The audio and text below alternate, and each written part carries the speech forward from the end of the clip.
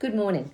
I'm Sheila Howard, the Principal at Dorian, and I will be reading Chapter 15 of The Wishtree by Catherine Applegate. When you're the neighborhood Wishtree, people talk. It didn't take long for folks to learn about the ugly word carved into my trunk. People stopped to stare. They gathered in little groups. They grimaced and shook their heads and murmured. By lunchtime, the police had arrived. I am not, as it happens, a stranger to law enforcement. A pair of calico kittens reside across the street.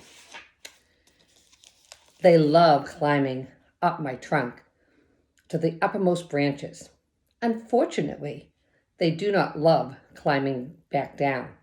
In the last 2 months, Lewis and Clark have been rescued twice by the fire department and 3 times by the police. Sandy and Max, the same police officers who rescued the kittens just last week, climbed out of their patrol car to check me out. They frowned. They searched the lawn for clues. They talked to bypassers. And they took pictures. Bongo, I whispered, I'm an official crime scene. She was not amused. The owner of the houses, and therefore technically of me, was one who called the police. Francesca, tall and thin, with short, dove-gray hair, lived across the street. The blue and green houses had belonged to her family for generations. Francesca was also the owner of Lewis and Clark, my intrepid visitors. With a grim look on her face, Francesca strolled across the street and talked to the police, with Lewis and Clark in her arms. That tree, Francesca said to Sandy, who was taking notes on her little pad. It's been nothing but trouble for as long as I can remember. Francesca had never been the sentimental sort. She likes cats more than trees. To each his own. I like trees more than cats. Oh, but people love this wish tree, said Sandy. She looked at me up and down. Although I imagine it's a lot of work for you. Every year, the day after the wishing day, I swear I'm going to cut this tree down, said Francesca. It was true, but I knew Francesca didn't mean it. She and I went way back. The cleanup isn't the worst of it, Francesca continued. The things people wish for, the craziness.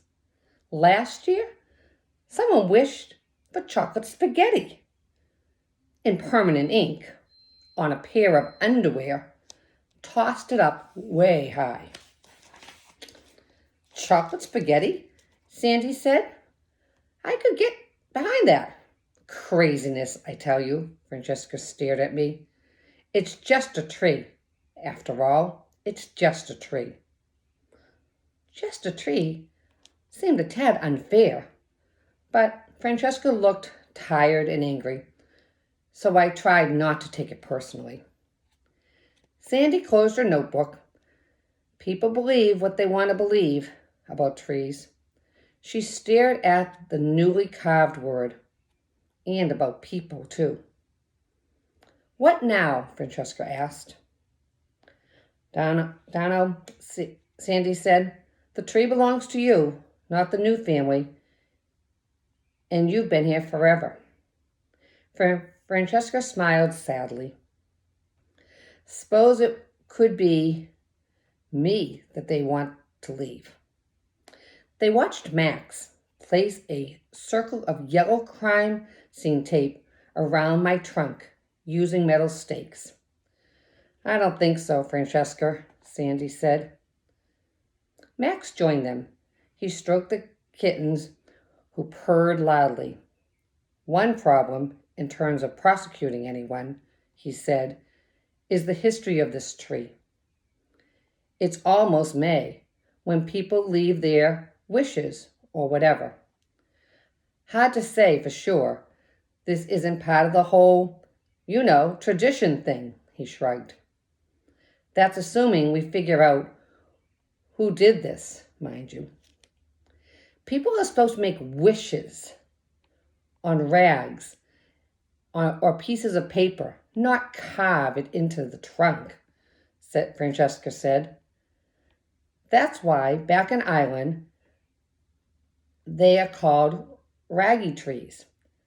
Nowadays, a lot of people just tie a tag around a branch and write their nutty messages, she shrugged. In any case, leave is not a wish. It is a threat. It certainly is, Max agreed. Francesca nodded at the cracked and buckled walkway leading to both houses. Tell you one thing. Wishtree or not, this oak is destroying the walkways. Messing up the plumbing, too. The roots go forever. She shook her head. Maybe it is time to cut it down.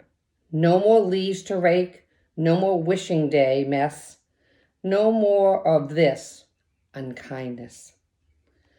Louis leaped from Francesca's grasp and dashed to my trunk, and Sandy tackled him just in time. We'll finish up the investigation in a day or two. Be out of your hair, Max said. Then you'll be free to do whatever you want with the tree. You know, Francesca said, taking Louis from Sandy, my father almost cut this tree down years ago. My mother wasn't having it.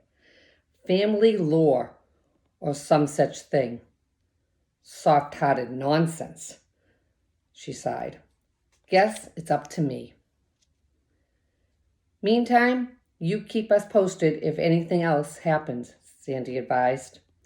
Francesca headed across the lawn, holding the kittens close. Leave, she murmured. What a world. What a world we live in. And here's a picture of the tree with the kittens below and the crime scene tape around. Thank you.